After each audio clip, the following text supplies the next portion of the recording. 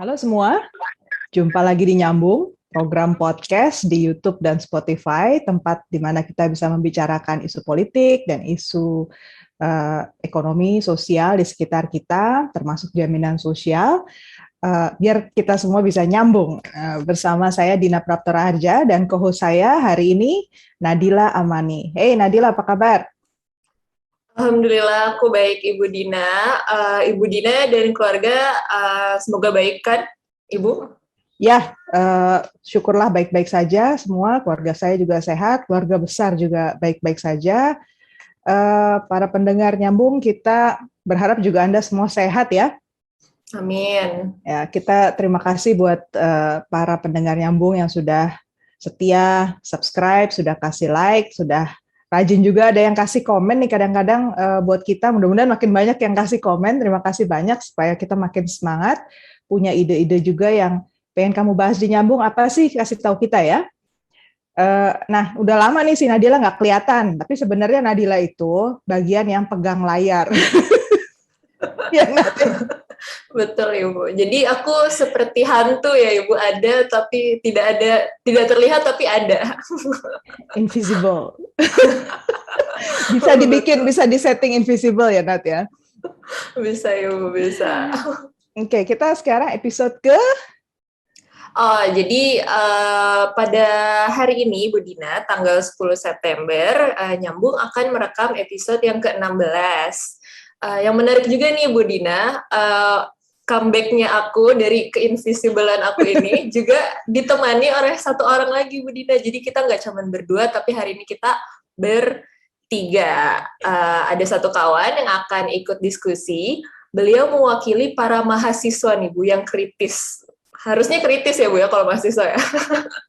Jadi beliau akan temenin aku interogasi Ibu Dina sore ini.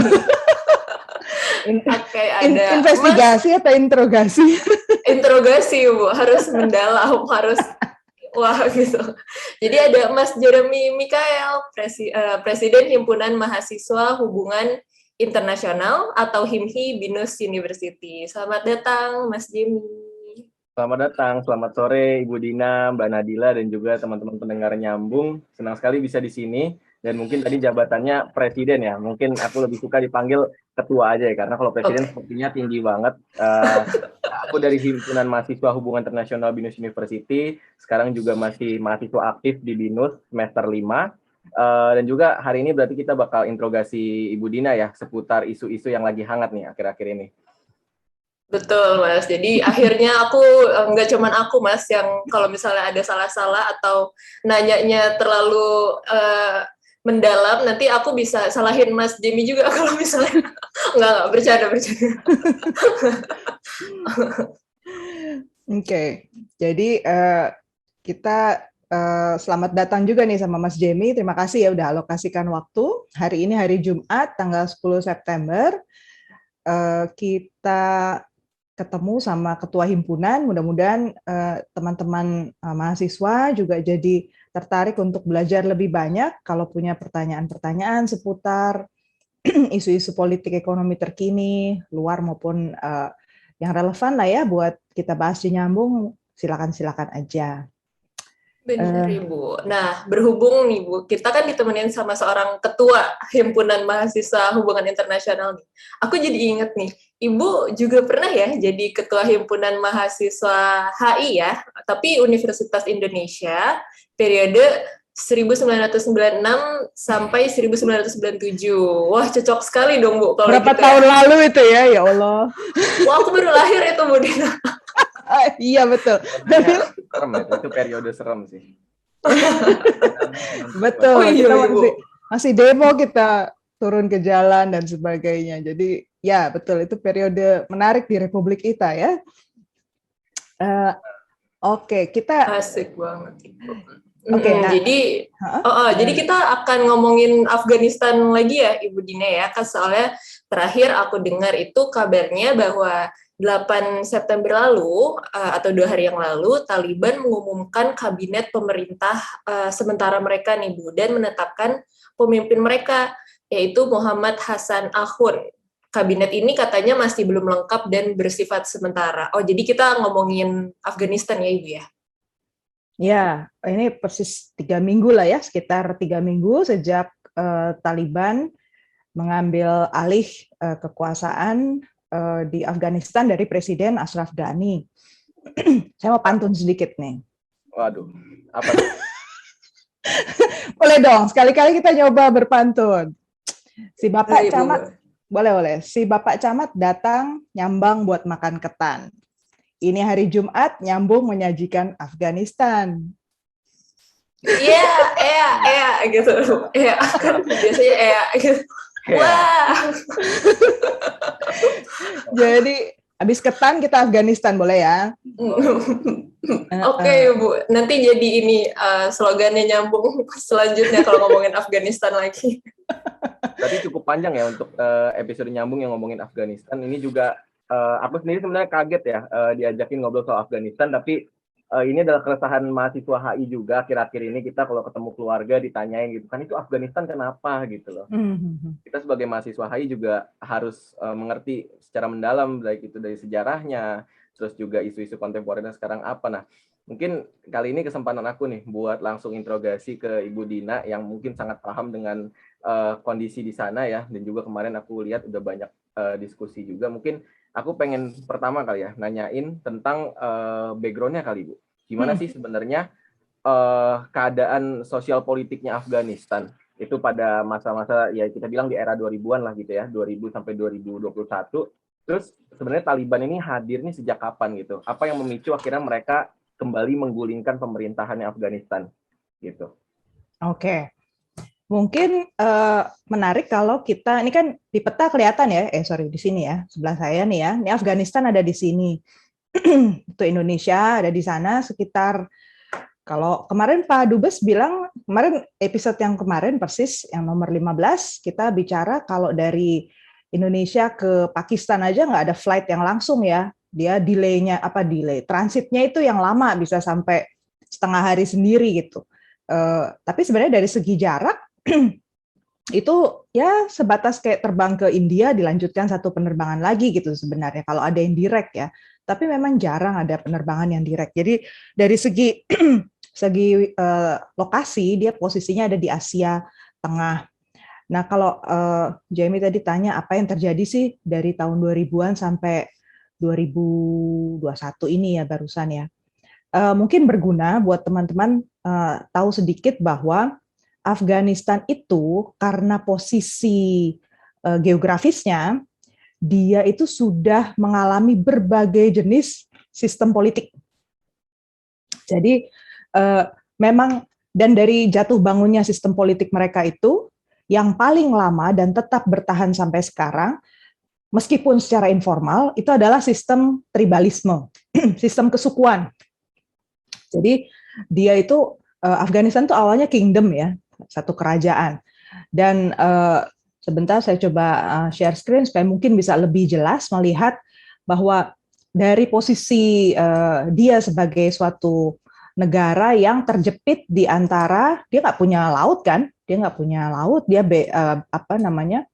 kalau kamu lihat berbatasan dengan negara-negara yang, nah ini bisa kelihatan ada Iran, ada Pakistan, di utara ada Turkmenistan, Uzbekistan, dan Kirgistan. Dan Anda bisa lihat bahwa dulunya tahun yang tadi si Jamie sebut, kalau tahun 2000-an itu kan masih perang dingin ya, baru selesai gitu kan. Jadi pada masa-masa Soviet Union itu masih ada, Uni Soviet masih ada, itu Turkmenistan, Uzbekistan itu kan bagian dari Soviet Union ya. Jadi dia batas antara negara yang punya ideologi komunis di utara, Cina pun alirannya juga komunis, walaupun beda ya komunisnya Cina dengan Rusia. Kalau tertarik membahas itu kita juga bisa bedanya apa. Kemudian di selatan ada Iran, ada Pakistan. Pakistan itu mayoritasnya memang Muslim, Iran juga Muslim. Tapi kalau Anda perhatikan dengan sungguh-sungguh, ini nggak semua satu aliran. Ini wilayah dunia yang masyarakatnya itu masih berbasis kesukuan ya. Sukunya itu, ikatan suku itu jauh lebih kuat daripada ikatan negara. Jadi kalau ya samalah kalau kita bayangkan Indonesia sama sama Malaysia gitu ya, kita punya batas wilayah, tapi ya mau diatur seperti apapun karena kita masih satu rumpun, masih satu saudara, bahkan banyak dari kita yang satu saudara ya, ikatan batin kita itu bisa sangat beda gitu dengan teman-teman di Papua misalnya gitu kan. Jadi hampir kayak gitulah ya. Jadi tadi saya bilang karena dia berbatasan dengan negara-negara lain yang juga sistem politiknya kuat, dia itu berkali-kali berusaha dijatuhkan pemerintahan di Afghanistan, diambil alih, diubah, supaya dia dianggap lebih kooperatif dengan negara yang menyerang. Soviet sudah coba menyerang, Inggris juga awalnya berhasil, tapi ujung-ujungnya selalu gagal. Sebenarnya negara tujuan untuk dijatuhkan oleh kekuatan-kekuatan besar dunia itu bukan Afghanistannya sih, tetapi mereka berusaha menduduki Afghanistan supaya bisa masuk ke kawasan yang paling dicari kekuatannya, paling bikin penasaran, yaitu India. Jadi di situ jadi kayak buffer zone ya. Kalau kita lihat secara medan, kita juga lihat itu bukan daerah yang gampang sebenarnya Afghanistan, itu daerah kering, bebatuan, dan rata-rata daerah kering. Jadi kita bisa lihat bahwa sebenarnya masyarakat daerah sana itu rata-rata juga kurang mampu. Walaupun disebut kaya mineral, tapi kan nggak mudah ya menggali kekayaan alam kalau medannya sulit. Apalagi kalau tadi kepastian hukum sama kepastian politik itu termasuk sulit untuk didapatkan. Bukan cuma karena terlalu sering akhirnya dia menggoda negara-negara tetangga untuk menguasai Afghanistan, sistem kesukuannya tadi itu sangat kuat. Dia multi etnik, suku yang kita sebut Taliban itu sebenarnya mayoritas terdiri dari suku bangsa Pashtun.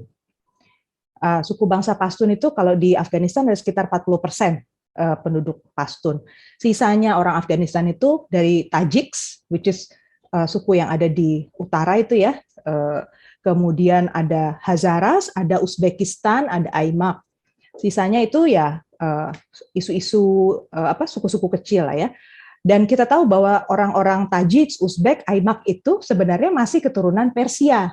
Jadi lebih dekat ikatan emosionalnya dengan si Iran. Makanya nanti berguna nih kita tahu seperti ini ketika Afghanistan itu sempat diduduki oleh Soviet kan, Amerika marah dulu sehingga membentuk kelompok Mujahidin. Mujahidin itu bukan hanya satu kelompok ya, isinya banyak. Tadi suku-suku tadi. Ya. Ibu Dina, maaf, aku mau tanya, ini tahun berapakah Ibu kalau boleh tahu yang si Mujahidin ini? Mujahidin itu pada zaman Soviet masih berkuasa. Jadi terakhir itu di tahun 70-an sampai tahun 89. Oke, siap Ibu, terima kasih. Gitu. Jadi si Mujahidin itu didanai banyak pihak, terutama Barat ya, untuk menghadapi Soviet, mencegah Soviet masuk lebih dalam, intinya gitu. Jadi Iran yang tidak sepenuhnya setuju juga sama sama Soviet juga ambil bagian di situ karena mereka berusaha juga untuk menahan Soviet. Jadi bisa dibayangkan ya dinamikanya, kita nggak bisa membahas Afghanistan secara isolatif hanya Afghanistan, tapi dia lingkarannya itu yang kita penting. Nah, satu lagi mungkin yang berguna untuk background, kalau kita lihat secara geografis dia juga nggak jauh dari Timur Tengah. Negara lain yang banyak ambil bagian dan ikut mempengaruhi akhirnya memanfaatkan suasana di Afghanistan itu, karena intinya sejumlah negara itu kan kalau Jamie belajar di hubungan internasional berusaha untuk meluaskan influence ya, pengaruh ya, dengan berbagai macam cara. Ada yang lewat bantuan internasional, ada yang lewat ajaran-ajaran, ada yang lewat ideologi. Saudi Arabia itu termasuk yang aktif di Afghanistan, Pakistan juga termasuk yang aktif. Mereka membangun sekolah, membangun madrasah ya, sekolah-sekolah berbasis agama, kemudian memberikan bantuan-bantuan sosial lah ya, karena tadi seperti saya ceritakan pada dasarnya miskin. Nah, kalau dibayangkan kalau ada pertentangan politik negara besar antara Amerika taruh uang di sana, Soviet di sana, masyarakatnya siapa yang care? Nah, akhirnya grup lain masuk, Pakistan taruh juga di sana, Saudi juga taruh uang di sana. Nah, itu semuanya terjadi sampai tahun 89 ya. Akhirnya mundurlah si Sovietnya menjelang dia gagal, runtuh Soviet Union, akhirnya bisa mundur sendiri tuh si Sovietnya. Nah, sekarang kekuatannya tinggal si Barat. Nah, pada masa-masa itu sebenarnya politik di dalam negeri Afghanistan itu kemudian mulai mencari bentuk yang baru. Tapi pada masa itu juga kita lihat bahwa ekstremisme, kemudian kegiatan radikalisme juga berkembang di sana. Dan grup ISIS atau IS ya, Islamic State itu mulai terbentuk di berbagai tempat di belahan dunia, dan loyalitas mereka kan bukan pada negara ya, bukan pada satu negara, tetapi untuk membentuk satu Islamic State. Nah, 96 sampai 2001 disitulah masa di mana Taliban sempat berkuasa sebagai satu kekuatan politik. Dan Taliban itu sumbernya apa? Jadi sampai ini sebelum si akhirnya Amerika masuk ya, Jamie. Kalau Amerika masuk tuh 2001 itu. Ya, 2001 setelah nyerang. Akhirnya ditumpas kan si Talibannya waktu itu. Dianggap sebagai kelompok teroris. Tapi sebenarnya pada masa itu Taliban bangkit dari dalam untuk menawarkan stabilitas politik yang Afghan-led lah, dipimpin oleh orang Afghanistan. Tetapi memang yang dia tolak di situ adalah dia kuat ideologinya ya, si Taliban itu. Jadi dia menawarkan alternatif, bukan cara kepemimpinan yang liberal ala Barat ya, bukan juga republik. Dia menolak bentuk republik yang sebenarnya pernah ada juga di Afghanistan. Dia menolak bentuk kerajaan, dia mau membentuk emirat Afghanistan. Dan ideologinya di situ Islam, harus negara berbasis ajaran Islam. Dan karena dia sangat nasionalistik, dia menutup diri pada dasarnya, berusaha untuk teman-teman yang dia ajak kerjasama secara internasional sangat terbatas. Dan karena aliran jadi pada masa tahun sampai 96 sampai 2001, Taliban itu cara berkuasanya itu sangat sangat seperti yang digambarkan sekarang, itu keras, kemudian sangat otokratik, karena tokoh yang paling utama yang sampai sekarang masih sering disebut namanya itu Mullah Omar ya. Omar itu orang yang betul-betul very strongman lah. Dia bisa menguasai medan, sangat dihormati juga sama tokoh-tokoh setempat gitu ya. Dengan cara kekerasannya itu dia juga bisa mengendalikan situasi di Afghanistan ya. Kalau Anda tonton TV-TV-nya memang bukan daerah yang mudah lah Afghanistan itu. Jadi ada banyak kepala suku, nah itu semua bisa dia kuasai pada masa itu. Nah pada saat itulah sel ISIS itu yang namanya Al-Qaeda dulu pertama itu tumbuh dan ngumpet di Afghanistan. Nah, disitulah kesempatan buat Amerika balik lagi ke Afghanistan dengan kekuatan yang lebih besar, menaruh bukan hanya dana ya, tetapi juga persenjataan yang luar biasa besar, dan itu dipukullah si Taliban itu, ditumbangkan, diruntuhkan, digantikan dengan sistem yang mengarah pada demokratisasi. Sempat ada interim government dulu, baru habis itu ada pemilu. Jadi sistemnya totally berubah, ditaruh juga konstitusi baru pada saat Amerika berada di sana selama 20 tahun itu. Jadi kemarin pas 15 Agustus Amerika memutuskan untuk keluar dari Afghanistan. Dan bisa dibayangkan namanya juga kekuatan luar ya, berusaha untuk hadir di satu negara, maka ujung-ujungnya pasti tidak bisa menghilangkan semualah kekuatan lokal yang ada. Itu tidak pernah bisa sepenuhnya hilang. Apalagi tadi medannya sulit ya, dan ada suku Persia, berarti kan keturunan Persia, ada keturunan yang lebih ke Arab, ada juga yang lebih mendekati Pakistan dan India. Jadi bisa dibayangkan secara sosial itu bukan hal yang mudah untuk dikendalikan. Mungkin itu pengantarnya, Jamie. Wah, menarik dan sangat luas ya Mbak. Jadi sebenarnya bisa dibilang itu Afghanistan tuh negara yang berada di tengah-tengah kontestasi politik ya antar negara ya, ada pengaruh dari Soviet, pengaruh dari Amerika, pengaruh dari Saudi, Iran, Pakistan. Jadi yang bermain di situ cukup banyak ya dari aktor-aktornya ya. Betul. Oke, Bu Dina. Mungkin kalau misalnya aku bisa tarik lagi ya Bu ya ke awal tadi tentang siapa itu Taliban nih Bu Dina.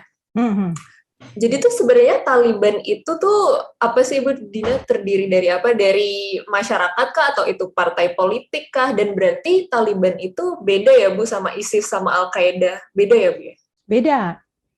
Jadi Taliban itu satu kekuatan politik yang juga punya militer. Nah itu bedanya. Kalau kita nggak bisa bilang kurang dari itu ya, dia politik dan militer. Karena kalau kekuatan politik kayak macam di Indonesia, dia biasanya membentuk partai, tapi kan dia nggak punya tentara. Nah kalau di Afghanistan dia punya tentara. Dan apakah dia partai politik? Enggak, karena dia nggak ikut dalam pemilu. Dia against all of that. Tetapi dia natif gitu loh, memang lahir dari dalam Afghanistan dan dia organik tumbuh. Dia tidak tumbuh semalam, tetapi sebenarnya butuh waktu lama dia pada masa Soviet juga masih di sana. Sebenarnya orang-orangnya itu udah ada, orang-orang ini sudah ada, tapi mereka merasa jadi di Afghanistan itu benturan aliran politik itu tajam ya, antara yang komunis ada, jadi komunis yang natif memang orang Afghanistan percaya dengan komunisme itu ada yang nasionalis yang tertutup, kelompok yang ideologinya memang itu, kemudian ada yang memang liberal, dari awal mereka orientasinya pengen demokrasi, pengen kerjasama dengan Barat, apalagi di situ kan ada Turki ya, nggak jauh dari, kalau kita lihat di peta ini nggak terlalu jauh, Muslim tetapi republik juga sekuler, memisahkan agama sama politik, dan dekat sama Eropa, itu juga interesting gitu loh buat mereka.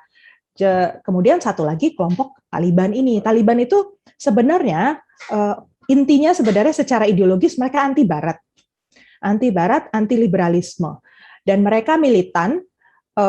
Dia Islam, tetapi bukan agamanya sih sebenarnya yang harusnya kita lihat, tetapi implementasi dari kekuasaan berbasis orang-orang yang dituakan itu khas sekali. Dia lebih mirip model teokrasi di Iran, karena dia kalau dulu sih pada zaman Taliban 96 sampai 2001 itu orang kuat aja satu tadi, si Mullah Omar itu. Apapun keputusannya, mau soal luar negeri, soal militer, soal duit, soal hubungan sama negara lain, itu semuanya dia. Hanya keputusan harus di tangan dia. Dia menguasai betul medan-medan di Afghanistan. Tetapi sesudah dia lewat nih masanya, dan kelompok mujahidin ini juga makin kuat, kan ada Northern Alliance ya, aliansi utara yang didanai oleh Barat, plus juga ini Iran. Waktu itu Iran juga ikut mendanai di sana tuh, makanya ada kelompok yang kita pernah dengar belakangan itu namanya siapa namanya? Tuh, saya jadi lupa namanya. Yang terkenal satu lagi Mas'ud ya. Pak Mas'ud itu terkenal juga di utara, itu jadi tandingannya gitu kan. Karena secara politik dia prefer ke arah yang lebih liberal. Nah, si Taliban ini pokoknya beda. Nah, begitu dia terpukul sama Amerika, sebenarnya dia pecah belah tuh, perceceran gitu ya. Orang-orang yang memang mayoritas Taliban itu Pashtun, sukunya Pashtun. Tetapi ada sel di dalamnya yang asalnya itu dari ISIS, dari Al-Qaeda itu.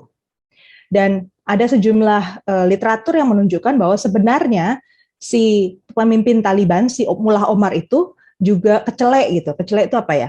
Waktu itu merasa tertipu juga oleh Al-Qaeda katanya, karena sebenarnya mereka mengizinkan Osama bin Laden ngumpet di Afghanistan itu dengan satu catatan, mereka tidak menyerang Amerika, karena si Taliban juga sedang berusaha untuk tetap eksis gitu kan, jangan sampai hancur hanya karena dia jadi musuh langsung sama Amerika.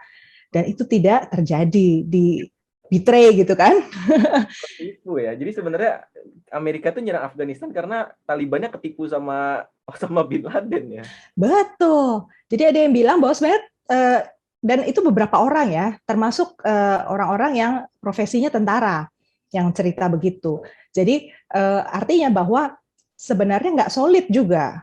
Taliban itu kelompoknya banyak, cuman kebetulan pada masa itu Omar sangat kuat gitu, sangat ditakuti gitu.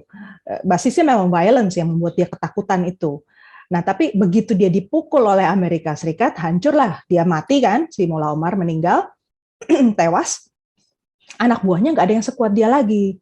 Jadi Taliban yang hari ini sebenarnya kalau kita bergeser, Taliban yang sekarang sama nggak sama yang kemarin? Taliban yang sekarang itu tidak lagi berbasis orang kuat. Karena isinya di dalam itu kan berarti ada orang lapangan yang masih senang bawa senjata kan, keliling ke tempat-tempat menunjukkan dia powerful, tapi ada juga yang lebih pragmatis.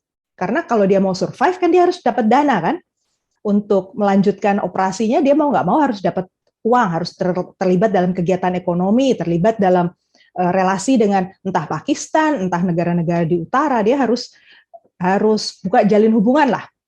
Kita tahu cerita belakangan sejak ditinggal sama Amerika aja, sebenarnya mereka menginisiasi meeting kan di Qatar gitu kan, di Doha kan, ngajak ngajak Saudi ketemu, itu apa? Itu kan ekonomi kan, mereka berusaha untuk sebisa mungkin diterima, diakui. Nah, basis kekuatan Taliban itu sekarang ada kalau di kita tuh kenalnya Dewan Syuro ya. Dewan Syuro. Nah, namanya juga sama di sana Syuro, Rahbani, tapi Rahbani Syura. Jadi itu bahasa sana lah ya, memang artinya tuh kayak guidance consultation council gitulah. Jadi dia fungsinya untuk memberi dewan pengarah lah ya. Dan pengarah gitu ya. Nasihat pengarah isinya orang-orang yang dituakan. Orang-orang dituakan yang pernah dekat sama Omar. Yang pernah jadi pejabat pada masa Omar, punya kekuatan. Ada yang ahli militer, ada yang ahli ekonomi, dan sebagainya. Nah, ini yang sekarang dipakai oleh Taliban menjadi timnya interim ya, di bawah kepemimpinan Perdana Menteri yang tadi disebut sama Nadila, Ahmad Shah. Siapa tadi Nat namanya? Kita masih lupa namanya karena masih baru. Akhun.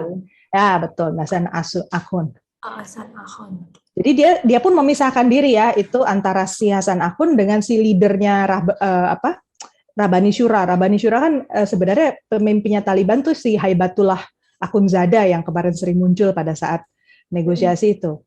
Jadi kelihatan tokohnya sebenarnya lebih banyak. Artinya harus lebih negosiatif nih, Jamie dan Nadila. Si Taliban sekarang itu nggak kayak dulu. Mau nggak mau dia harus ada kepemimpinannya kolektif ya, harus bisa ngikutin beberapa kelompok gitu. Kayak gitulah si Taliban. Tapi memang karena medannya sulit di Afghanistan, dan setiap suku itu pasti punya senjata juga, kelompok bersenjata, dia menjaga desanya masing-masing dengan senjata. Jadi kita nggak bisa membayangkan logika kita ditaruh di sana lah gitu, kira-kira. Jadi suasananya beda lah gitu. Kalau jangan dibayangkan juga Hamid Karzai misalnya yang sebelumnya pernah jadi presiden di Afghanistan itu ketika memimpin terus semuanya serba jalan persuasif semua, enggak juga. Karena medannya sulit.